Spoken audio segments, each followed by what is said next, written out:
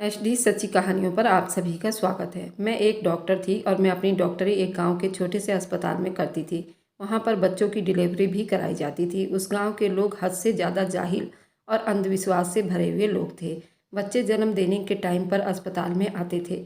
उससे पहले तो उनका कोई आता पता नहीं होता था। ना ही वे लोग कोई बच्चे का टीकाकरण करवाते थे, ना ही जच्चा का करवाते थे, ना ही बच्चा का। और अस्पताल में तब भी आते थे जब केस उनके औकात से बाहर हो जाता था, वरना घर में ही दाई को बुलाकर नॉर्मल डिलीवरी करवा लिया करते थे। ना ही जच्चा बच्चा का खाने पीने में कोई ध्यान देते थे, क्योंकि गरीब लोग वैसे भी थे। जिनके पास पैसे भी थे तो वह भी परंपरा के भेंट चढ़ जाते थे। इसी तरह मैं इस अस्पताल में घनचक्कर बनकर रह गई थी। दुनिया में बहुत से ऐसे काम हैं जो आपको पागल कर सकते हैं। आप वह काम करने से पहले जैसे नहीं रह पाते, लेकिन डॉक्टरी ही उनमें से ऐसा काम है। एक डॉक्टर कभी पागल नहीं होता, बल्कि वह तो अपनी कर्तव्य के लिए हरदम तैयार रहता है और लोगों की मदद करके उसके दिमागी आराम को सुकून भी देता है। लेकिन मेरे साथ आज ऐसा किस्सा हुआ था कि अब मेरा मैटर स्टार्ट हो गया था।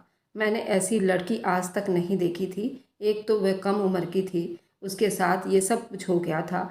जैसे ही मैं उसे ऑपरेशन थिएटर में लेकर गई थी, थोड़ी ही देर के बाद लोगों को उस प्रेग्नेंट लेडीज़ के बजाय मेरी चीखों की आवाज़ें सुनाई देने लगी थी। मैंने कहा कि बचाओ बचाओ, किसी को भेजो मेरी मदद करने के लिए, नहीं तो आज मुझसे कुछ बुरा हो जाएगा। सारे अस्पताल वाले हैरान रह गए थे कि डॉक्टर अंजू को क्या हो गया है। उसके बाद सब डॉक्टर मेरी तरफ भागे। मैंने डॉक्टर की एक पूरी टीम बुलाई और हम लोगों ने 14 घंटे लगाकर सर्जरी की। उसके बाद उस केस को हैंडल किया। 14 घंटे तक हम सब लोग हैरान थे, परेशान थे। यह हमारे अस्पताल का नहीं बल्कि शायद पूरी दुनिया में होने वाला सबसे बड़ा चमत्कार था। मेरे एक सीनियर डॉक्टर कहते थे कि चमत्कार अस्पताल में ही होते हैं, लेकिन आज वाकई में यकीन हो गया। अब आप लोगों को ये कहानी सुनाने जा रही हूँ, क्योंकि जब मैंने उस लड़की का अल्ट्रासाउंड किया, उसके पेट में एक नहीं, दो नहीं, पूरे 20। आज एक नॉर्मल सा दिन था। मैं अपनी साथी डॉक्टर के साथ बैठी हुई थी। फिलहाल कोई केस नहीं था। शाम होने वाली थी, यानी शाम के जोत बत्ती का टाइम हो रहा था। मैंने आया से कहा कि जाओ ऊपर से रजिस्टर रख कर आओ और साथ में कुछ खाने के लिए चीज़ मंगवा लो। इतनी ज़्यादा गर्मी थी और हम लोग उस गांव में अस्पताल में ड्यूटी पर थे। अस्पताल तो ये बहुत बड़ा था, लेकिन ये अस्पताल गांव में था। यहाँ अजीब गरीब तरह की औरतें अस्पताल में आती थीं और उन्हें हम डॉक्टरों को हैंडल करना पड़ता था। ऐसी ऐसी औरतें आती थी जिनको 4-5 महीने का बच्चा पता ही नहीं होता था कि उनके पेट में प्रेगनेंसी ठहरी हुई है। उसके बाद पता चलता था और कहती थी हमने आज तक अल्ट्रासाउंड नहीं करवाया क्योंकि हमारी सास ने करवाने नहीं दिया। और कहती हैं कि शायद बच्चों के लिए ख़तरनाक भी होता है। और कुछ औरतें तो बिल्कुल प्रेगनेंसी के टाइम पर आती थी, बस आज ही हमारी डिलीवरी होना है। उनका पहले से कोई ट्रीटमेंट नहीं होते थे, ना कोई उनका टीकाकरण होता था और ना ही ब्लड टेस्ट करवाए जाते थे। और ये लोग हमारे पास आकर बैठ जाती थी। मैं अपने साथी डॉक्टर से यही बात करती थी कि ऐसी औरतों को जवाब कौन देगा। उसने कहा कि ये सब तो ठीक है, लेकिन अब हम यहाँ पर सिर्फ 2 डॉक्टर मौजूद हैं। अगर कोई केस आएगा तो क्या होगा। मैंने कहा कि नहीं आएगा कोई केस, मुझे नहीं लगता, और अगर आएगा तो मैं हैंडल कर लूँगी। फिर मुझे क्या पता था कि आज हमारी ज़िंदगी का सबसे मुश्किल केस आने वाला था। वह लड़की जब वह अपनी माँ के साथ अंदर दाखिल हुई तो मुझे नहीं पता था कि वह लड़की माँ बनने वाली है। उसने एक बड़ा सा कंबल ओढ़ रखी थी और एक साइड बेंच पर आकर बैठ गई थी। उसकी माँ काउंटर की तरफ दौड़ गई थी। थोड़ी देर के बाद काउंटर वाली नर्स मेरे पास आई और उसने कहा कि डॉक्टर साहब, डिलीवरी का केस आया है। मैंने कहा कि किसका? तो उसने कहा कि वह जो सामने लड़की बैठी है ना, उस लड़की का। मैं चाय पी रही थी, चाय मेरे मुंह से बिल्कुल बाहर आ गई। मैंने कहा कि उस लड़की का केस है, क्योंकि जब मैंने उसे देखा तो वो बहुत कम उम्र की थी। मैं तो हैरान रह गई। हाँ, ये गांव था, ये कम उम्र औरतों के केस हमने पहले भी देखे थे, लेकिन ये मामला कुछ ज़रूरत से ज़्यादा ही गंभीर लग रहा था। मैंने कहा कि अच्छा उससे पूछो उसे क्या हुआ है और उसकी सारी रिपोर्ट बना दो और फाइल बनाकर दोपहर में मुझे बताओ। उसने कहा कि दीदी, बड़ा मुश्किल सा केस लग रहा है। उसका तो अभी तक ना ही कोई टेस्ट हुआ है और ना ही कोई अल्ट्रासाउंड हुआ है। बस वो कह रही है कि मेरी तबीयत ख़राब है। मैंने कहा कि अच्छा चलो फिर से अल्ट्रासाउंड कर लेते हैं। मैंने अपनी दोस्त को कहा मैं ये मामला देखती हूँ, तुम वार्ड में राउंड लगा लो, फिर देखते हैं क्या होता है। मुझे लगता है कि नॉर्मल केस होगा। उसने कहा कि हाँ ठीक है। हम अपनी बातें कर ही रहे थे जैसे डॉक्टर अपनी बातें करते हैं। वह लड़की मेरे साथ आ गई और मैंने कहा चलो तुम्हारा अल्ट्रासाउंड करती हूँ। नाम क्या है तुम्हारा? उसने कहा कि मेरा नाम रेखा है। मैंने कहा कि इतनी जल्दी शादी हो गई तुम्हारी? तो वह कुछ नहीं बोली। भला इसमें शर्माने की क्या ज़रूरत थी? उसकी माँ ने कहा कि डॉक्टर साहब मेहरबानी करिए, मेरी बच्ची बड़ी डरपोक सी है, बहुत डरती है इन सब चीज़ों से। मैं अपने दिल में सोचने लगी, अब उसका डरपोक नहीं बहादुर बनने का टाइम आ गया है। मैंने उसको कहा कि आप फिक्र ना करें, परेशान ना हो, हम देख लेंगे, आप लोग बाहर बैठे। मैं उस लड़की को अंदर ले गई और अल्ट्रासाउंड करने लगी। अभी तक मेरी ज़िंदगी बिल्कुल सीधी सादी चल रही थी। मेरी मंगनी हो चुकी थी, 2 महीने बाद ही मेरी शादी थी। 2 महीने में ही मेरी यहाँ से ड्यूटी ख़त्म होने वाली थी। मैं अपने घर चले जाना था, फिर शादी के बाद दोबारा ज्वाइन करना था। मैंने ज़िंदगी में आज तक ना तो कोई बहुत बड़ा काम किया था, ना ही कोई बहुत अजीब देखा था। बस मुझे डॉक्टर बनना था, मैं बन गई थी। मेरे घर वालों ने पैसे लगाए थे, उनके काफ़ी पैसे लग गए थे, उनके पास बहुत दौलत थी, उन्होंने मुझे डॉक्टर बना दिया। मेरी ज़िंदगी सीधी सादी थी। जिस आदमी से मेरी शादी हो रही थी वह भी एक डॉक्टर था। हमारी पूरी ज़िंदगी एक शेड्यूल की तरह चलने वाली थी। पर मुझे नहीं पता था कि मैं आज इतना कुछ अजीब देखूंगी, मेरी चीख निकल जाएगी। ये चमत्कार अभी अल्ट्रासाउंड के फोटोग्राफ में ही था। मैं चीखती हुई डॉक्टर और नर्स को बुलाया। उसकी माँ बाहर बैठे शोर मचाने लग रही थी। मैंने नर्स से पूछा कि क्या कह रही है ये औरत, क्यों शोर मचा रही है? नर्स ने कहा, वह कहती है कि मुझे भी अंदर आना है। मैंने कहा, उसे कहो कि उसका यहाँ कोई काम नहीं है, अल्ट्रासाउंड में उसे आकर क्या करना है? उसकी बेटी को बाहर ही लेकर आ रहे हैं, फिर बताते हैं उसे क्या समस्या है और उसके साथ क्या समस्या हुई है। वह कहने लगी कि उसको विश्वास नहीं है, वह तभी शोर मचा रही है कि मेरी बेटी का अल्ट्रासाउंड मत करो, बच्चों के लिए खतरा साबित हो सकता है। उस लड़की का पहले भी कोई अल्ट्रासाउंड नहीं हुआ था, शायद इसी वजह से नहीं हुआ था। मैंने कहा कि अब एक तो करना ही पड़ेगा, पता चले नॉर्मल केस है या ऑपरेशन का केस है। उस औरत को कहो कि चुप करके बैठ जाए। एक तो मैं उन औरतों से तंग आ गई थी। मैंने नर्स को बाहर भेज दिया। लड़की भी ये सारी बातें सुन रही थी। मैंने कहा कि तुम्हें नहीं पता कि अल्ट्रासाउंड तो करना ही होता है? लेकिन मैं उससे क्या पूछ रही थी, उसको क्या पता था? वह खुद ही डरी और सहमी लग रही थी। मैंने बातों बातों में पूछा, मैंने कहा तुम्हारा पति क्या करता है? उसने फिर कोई जवाब नहीं दिया। मैंने कहा कि लगता है ये ज़रूर ज़्यादा डरी हुई है, लेकिन मुझे नहीं पता था कि पहले वह डरी हुई थी, लेकिन अब मेरे डरने का टाइम था। क्योंकि जैसे ही मैंने अल्ट्रासाउंड किया, पहले मेरी आंखें फट कर रह गई, उसके बाद मेरे मुंह से हे भगवान के नारे तेज हो गए थे। इधर उधर हाथ मारने शुरू कर दिए। मैंने उस लड़की को कहा कि उधर ही लेटी रहना, और मैं तो यहाँ से बाहर की तरफ पागलों की तरह भागी। उसकी माँ भी हैरान रह गई। मेरा जैसे मैटर ही शॉर्ट हो गया था, ऐसा लगता था कि मैं पागल हो जाऊंगी, मुझे कोई दौरा पड़ गया हो। आंखों के आगे अंधेरा छा गया था। मेरा दिमाग सोचने समझने की हालत में नहीं थे। जाते जाते नर्स को मुश्किल से सिर्फ इतना कहा था कि उस लड़की को कहीं ना जाने देना, नहीं तो उसके लिए बहुत बुरा होगा। मेरा गला सूख गया था। मैंने अपने साथी डॉक्टर सैलस को जल्दी जल्दी तलाश किया। वह भी मेरी हालत देखकर हैरान हो गई थी। उसने कहा कि क्या हो गया है तुम्हें?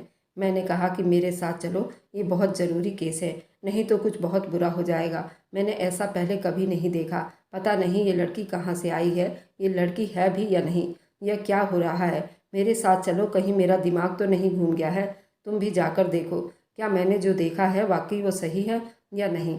उसने कहा कि 1 मिनट सब्र करो अंजू, क्या हो गया है तुम्हें? तुम्हारी तो अजीब सी हालत हो गई है। वह भी मेरे साथ आ गई और जब उसने अल्ट्रासाउंड मशीन में देखा तो उसकी हालत मेरे से तो कम बुरी थी, लेकिन वह भी बहुत परेशान हो गई। उसने कहा कि जल्दी जल्दी से डॉक्टर को बुलाओ, आसपास के अस्पतालों से डॉक्टर को बुलाना पड़ेगा, ये केस हम दोनों मिलकर भी हैंडल नहीं कर सकते हैं। इधर उसकी माँ ने शोर डाला हुआ था। मैंने सैलस से कहा कि उस लड़की को अंदर लेकर जाओ, उसकी सारी समस्याओं पर गौर करते हैं। चलो मैं ज़रा उसकी माँ से बात करके आती हूँ, ये सब कैसे हुआ, और ये सारे डॉक्टर को फ़ोन भी करूं। हमें डॉक्टर की पूरी टीम की ज़रूरत थी। हम कम से कम यहाँ 10 से 12 डॉक्टर होने चाहिए। सैलस ने कहा कि ठीक है, मैं ये सब कुछ करती हूँ, तुम जाकर उसकी माँ से बात करो। मैंने उस औरत को अपने पास बिठाया। मैंने कहा कि हाँ जी, आपका नाम क्या है? तो उसने कहा कि मेरा नाम लता है। मैंने कहा कि लता बहन, अब मैं तुमसे जो भी सवाल करूं, मुझे उसका सीधा सीधा जवाब देना। क्या तुमने अपनी लड़की की शादी करवाई है? उसका पति कौन है? उसके पति को बुलाकर लाओ, उसके पति का यहाँ होना बहुत ज़रूरी है। उसने कहा कि जी। पति का क्या काम है? ये तो औरतों के काम होते हैं, यहाँ पर आकर वह क्या करेगा? उसका यहाँ क्या काम है? ये तो औरतों का अस्पताल है। तो वैसे भी यहाँ सिर्फ औरतें ही होती हैं, और जो गांव की औरतें होती हैं ना, उन्हें किसी बात का कुछ पता नहीं होता। मैंने कहा कि तुम उसकी क्या लगती हो? माँ हो या फिर उसकी सास हो। उसने कहा कि मैं माँ हूँ, उसकी सास नहीं। मैंने कहा कि उसके पति को बुला कर लाओ। उसके पति का सिग्नेचर के बगैर हम लोग ऑपरेशन नहीं कर सकते हैं, ये बात तो तुम्हें पता है ना। जब मैंने 2-3 बार कहा उसके पति को बुला कर लाओ, उसके पति को बुला कर लाओ, तो उसने कहा कि जी उसका पति नहीं है। मैंने कहा क्यों, क्या मतलब है कि उसका पति नहीं है? कहाँ है उसका पति? उसका पति विदेश कमाने गया हुआ है। फिर मेरी उससे फ़ोन पर बात करवा दो। मेरे पास बाहर विदेश की कॉल करने वाला पैकेज नंबर है। बोलो नंबर, मैं अभी कॉल करती हूँ। वह औरत मेरी बातों से बहुत ज़्यादा डर गई। उसने कहा कि नहीं नहीं, वो बाहर विदेश मुल्क में नहीं है, इसी मुल्क में है, बस आप मेहरबानी करके हमारी मदद करें। कम उम्र थी उसकी, नहीं तो ये सब कुछ होने ही नहीं देती। मैंने कहा क्या मतलब, कुछ बुरा हुआ है क्या? उसने कहा कि हाँ बहुत बुरा हुआ है। मैंने कहा फिर तुमने पुलिस में रिपोर्ट क्यों नहीं करवाई, केस क्यों नहीं करवाया, मामले को यहाँ तक क्यों पहुँचने दिया? उसने कहा कि डॉक्टर साहब बड़ी लंबी कहानी है, बस आप मेरी बेटी को बचा लें। मैंने कहा कि लंबी कहानी, फिर थोड़े शब्दों में मुझे बताओ। साथ ही मैं बाकी मालूमात भी देख रही थी, डॉक्टर को मैसेज कर रही थी, फ़ोन कर रही थी। अब ऐसे किसी शॉर्ट नोटिस पर बुलाना आसान नहीं था, लेकिन वे लोग भी आ रहे थे, वे बाकी इंतज़ाम भी हो रहे थे। अस्पताल में सब लोग ही भाग रहे थे। एक तरफ से तो ये केस इमरजेंसी ही हो गई थी, कोई इधर उधर जा रहा था, कोई इधर जा रहा था, सारे मामले को सुलझाने थे। डॉक्टर शैलेश भी अपने कामों में लगी थी, लेकिन वे मेरा बहुत साथ दे रही थी। वो बहुत अच्छी डॉक्टर थी, मुझसे भी ज़्यादा अच्छी। उसकी माँ ने कहा कि जी हम लोग तो गरीब लोग हैं, मेरी बेटी रेखा किसी के घर का काम करती थी, वे लोग उसको अच्छे पैसे देते थे। हमारे घर में खाने को कुछ नहीं था, तो सोचा कि चलो उसके घर का काम करेगी तो 4 पैसे आएंगे। अपने घर में तो वैसे भी औरतों को काम करना ही पड़ता है, पर अगर काम करने के पैसे मिलते हैं तो क्या बुराई है। बस हमने उसको वहाँ पर भेजना शुरू कर दिया। उनके घर में कोई आदमी नहीं था, इसलिए हम लोग बेफिक्र हो गए थे। लेकिन वहाँ पर काम करने वाली औरत का बेटा था। उसने कहा था कि बेटा मेरा थोड़ा सा पागल है, उसे किसी बात का पता नहीं था, वह अपनी रेखा ही का उम्र का था। हम लोगों ने सोचा ये तो पागल है और बेकार सा आदमी है, बेटी को इसी घर में काम करने देते हैं। बस हम लोग बेफिक्र हो गए थे। वह औरत भी हमारी बेटी के साथ बुरा नहीं करती थी, बड़ा ख्याल रखती थी जी उसका। लेकिन फिर पता नहीं क्या हुआ, एक दिन वह उसको वापस छोड़ गई। उसकी हालत बड़ी बुरी थी, उसको बुखार नहीं उतर रहा था। मैंने बार बार पूछा था क्या बात है, क्या बात है, उसने मुझे कुछ नहीं बताया। बस दिन इसी तरह गुजर रहे थे। उस मालकिन ने ज़्यादा पैसे दिए तो हमने भी सवाल नहीं किया, उन्होंने हमसे कहा, फिर अचानक से उसको भेज दिया। इसीलिए पैसे थोड़े ज़्यादा दे रहे हैं, आप लोग अपना गुजारा चला लेना, हमें उसकी ज़रूरत नहीं है, हम गरीब बंदे थे। हाथ में पैसे आए तो बस चुप कर गए। लेकिन महीने बाद उसकी तबीयत खराब हो गई। डॉक्टर के पास ले गई तो उसने बताया कि ये प्रेग्नेंट है। उसे पूछा तो कहने लगी मुझे नहीं पता ये सब कैसे हुआ। बार बार पूछा जी, आज की तारीख तक मैं पूछ ही रही हूँ लेकिन बताती नहीं। उसके बाप से भी ये सब कुछ छुपाती रही और गांव की किसी नर्स से कोई दवाई लेकर दी, लेकिन उसको असर नहीं हुआ। उसके बाप ने भी बड़ी बातें सुनाई। अब वो भी हमसे नाराज़ है और अब हमारे साथ नहीं रहता है। महीने गुजर गए थे, आज कई महीने हो गए हैं। उसकी तबीयत खराब हो रही है तो मैं उसे लेकर अस्पताल आ गई थी। अब आप लोग ही बताओ कि क्या करें। मैंने कहा कि जिस जगह ये काम करती थी उस औरत का नाम और नंबर बताओ। मुझे उसने नाम और नंबर दे दिया। इसका मतलब कि वे झूठ नहीं बोल रही थी, ठीक ही बोल रही थी। मैंने कहा कि ठीक है, अब यहाँ बैठो और अपनी बेटी के लिए भगवान से प्रार्थना करो, क्योंकि उसमें गलती तुम्हारी है। तुम्हें इतनी कम उम्र की लड़की को काम के लिए किसी और के घर में छोड़ना ही नहीं चाहिए था। बाकी सारे डॉक्टर पहुंच गए थे, सब ही हैरान थे, अपना अपना काम छोड़कर आए हुए थे। मैंने उनको जब बताया तो उनकी हैरानी और ज़्यादा बढ़ गई। उन्होंने कहा कि आज तो हम सब के लिए ही एक परीक्षा है, ये केस हैंडल होगा। अब सब लोग अपने अपने काम में लग गए थे। हमें ये पता नहीं था कितने घंटे बीत जाएंगे। करते करते 14 घंटे बीत गए थे। तभी कहीं जाकर हम उस लड़की की जान बचाने में कामयाब हुए और उसके बच्चे को भी, क्योंकि वह एक साथ ही बहुत सारे बच्चों की माँ बनी थी। जब हम लोग अस्पताल में थे और ये सारा केस चल रहा था तो बच्चे ऑपरेशन थिएटर से ऐसे बाहर आ रहे थे जैसे अंदर एक नहीं, दो नहीं, 20 औरतें बैठी हों और उन सब ने बच्चे जन्म दिया हो। क्योंकि कम उम्र की लड़की जिसका नाम रेखा था, जिसको अपने बच्चों के बाप के बारे में पता नहीं था, उसकी माँ भी उल्टी उल्टी सी कहानी सुना रही थी। उसकी माँ के साथ बहुत बुरा हुआ था। उसने आज पूरे 20 बच्चों को जन्म दिया था, जिसमें से कुछ बच्चे बहुत ज़्यादा कमज़ोर थे। उनको फ़ौरन वहाँ से ले जाया गया और मशीन में रख दिया गया।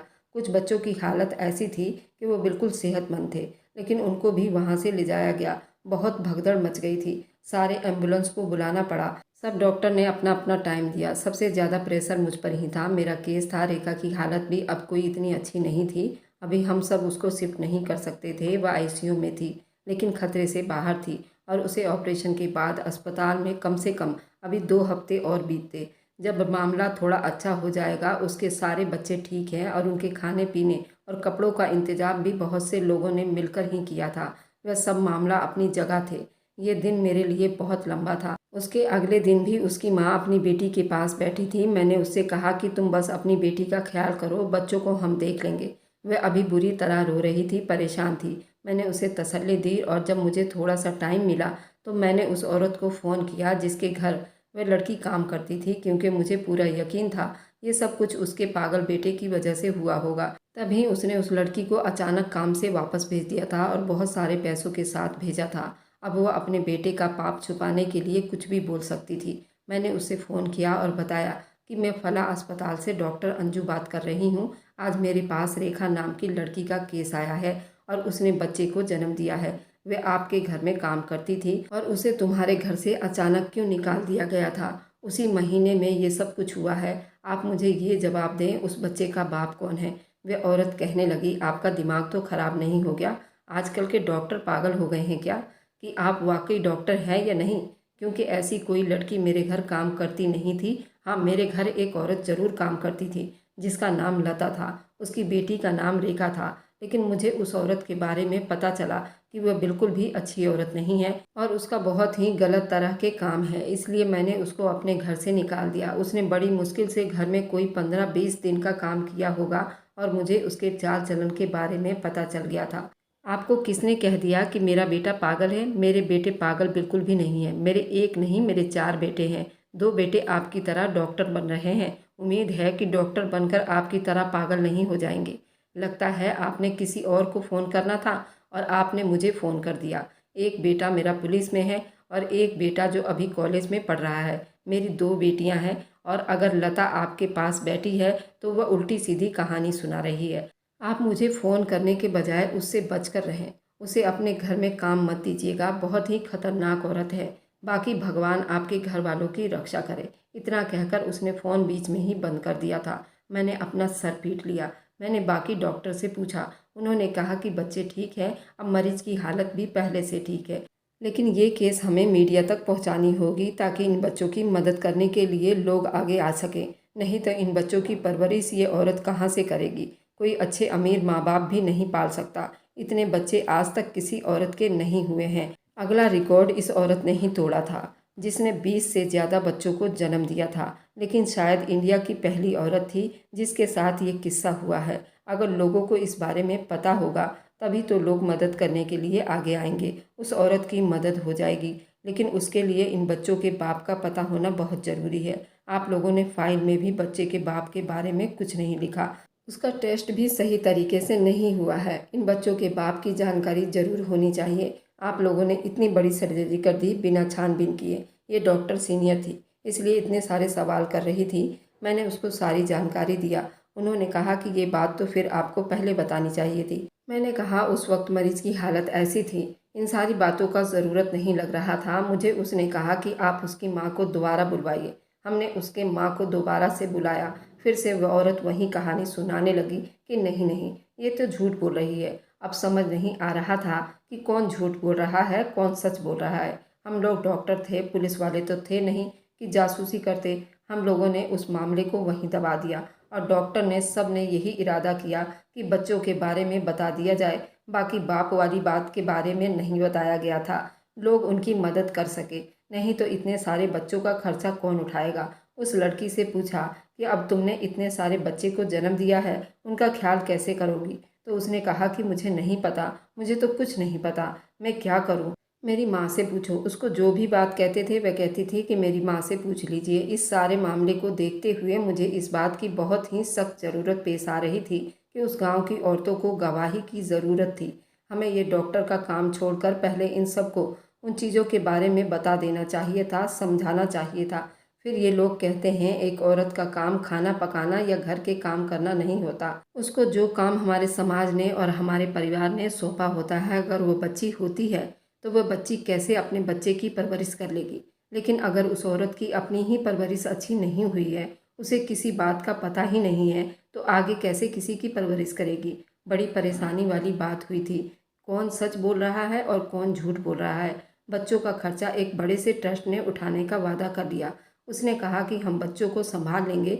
सारे बच्चों को भी वहीं ले जाया गया और उस लड़की और उसकी माँ को भी, क्योंकि सुनने में आया था ये माँ बेटी अकेली रहती थी। मैंने कहा कि अगर इन दोनों को कमाने वाला कोई नहीं है तो तुम्हारे घर का खर्चा कौन उठाता था। इस बात पर भी उनके पास कोई जवाब नहीं था। खैर, उनको ट्रस्ट भेज दिया गया था। बच्चों की वहाँ बहुत अच्छी देखभाल हो रही थी।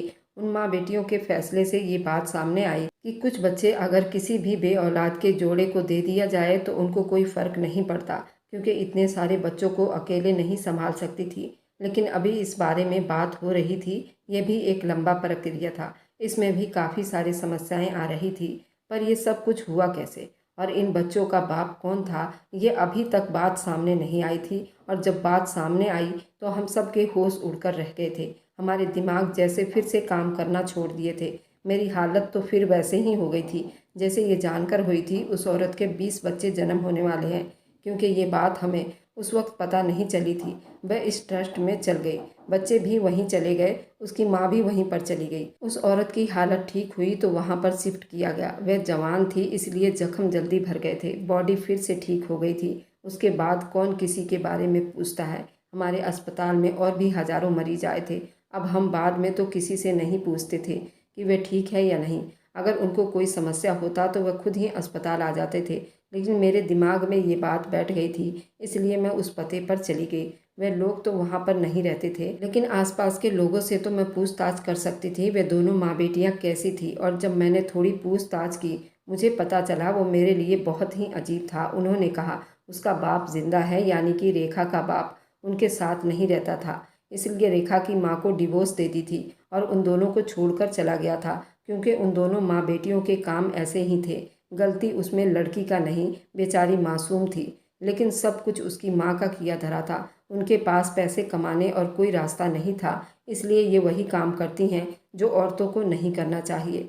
लता अपनी बेटी को भी मजबूर करती रही। उसकी बेटी कम उम्र की खूबसूरत थी। मुझे लगा इन दोनों शरीफ औरतों को इस मोहल्ले में बदनाम किया गया है, तो उन्होंने कहा कि नहीं, ऐसी बात बिल्कुल भी नहीं है, आप जिससे भी पूछ ले वे आपको यही कहेगा। बात तो कुछ ऐसी लग रही थी। जिस औरत से मैंने फ़ोन पर बात की थी उसने भी यही कहा था। इसका मतलब ये लता इतनी सीधी नज़र नहीं आती थी, उतनी सीधी नहीं थी।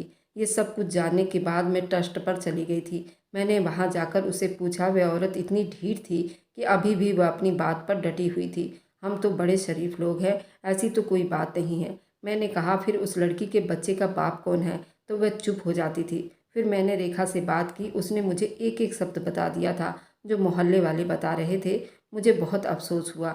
वह भी रोने लगी। मैंने कहा अब तुम यहाँ पर सुरक्षित हो, तुम्हारी माँ तुम्हें यहाँ से नहीं ले जा सकती। अगर ले जाने लगे तो तुम नहीं जाना, और जो यहाँ काम करती है उसी को बता देना, वह तुम्हें कहीं भी नहीं जाने देगी। इस ट्रस्ट की वह इंचार्ज है। मैंने उनको भी सब कुछ बता दिया है। उन्होंने कहा कि उसकी माँ को यहाँ से बाहर तो नहीं फेंक सकते, लेकिन उस पर नज़र रखेंगे, जो बच्चों का भी ख्याल करे। अभी तक 2 बच्चों को बे औलाद जोड़े के हवाले कर दिया गया है और रेखा ने खुद उनकी गोद में बच्चा पकड़ाया है। वह बिल्कुल भी परेशान नहीं थी। परेशानी में होती भी कैसे, शायद उसे सारी बातों के बारे में पता नहीं है। इसका मतलब ये कि उन बच्चों के बाप का कोई पता नहीं था, क्योंकि रेखा की माँ ने उसे ये सब कुछ करवाया था। ये कहानी एक सच्ची कहानी है और हम सब के लिए एक सबक है। इस समाज में क्या कुछ हो रहा है, आप इस बात के बारे में क्या कहेंगे? ये लोग सब कुछ क्यों करते हैं? क्या गरीबी की वजह से या फिर पेट की वजह से? क्योंकि पेट में खाना मांगता है और खाना तो मुफ्त में कहीं से भी नहीं मिलता। अगर अमीर गरीब लोग अपने आमदनी में से गरीबों के लिए कुछ हिस्सा निकाले और कोई ऐसा कदम उठाए, उनको इस तरह की हरकतें ना करनी पड़े, ये समाज किसी हद तक ठीक हो सकता है। मैं बिल्कुल ये नहीं कहती कि रेखा गरीब थी। ये सब कुछ मजबूरी में किया होगा। उसने मजबूरी में नहीं किया होगा, ना ही वह गरीब थी। लेकिन हमारे समाज के अनुसार जख्म के पीछे कोई ना कोई वजह तो होगी। आप लोग बताइए कि आप लोग मेरी इस बात से कितना सहमत हैं। मेरे कमेंट में ज़रूर बताइएगा। अगर आपको आज की कहानी पसंद आई है तो वीडियो को ज़रूर लाइक कीजिएगा और अपने दोस्तों के साथ शेयर भी कीजिएगा। और हाँ, अगर आपने अभी तक हमारे चैनल को सब्सक्राइब नहीं किया है तो ज़रूर सब्सक्राइब कर लीजिए। मिलते हैं हम अपनी कल की एक नई दिलचस्प कहानी के साथ। मुझ पर सदा अपना प्यार और स्नेह बनाए रखें। सभी को मेरा प्यार भरा नमस्कार दोस्तों।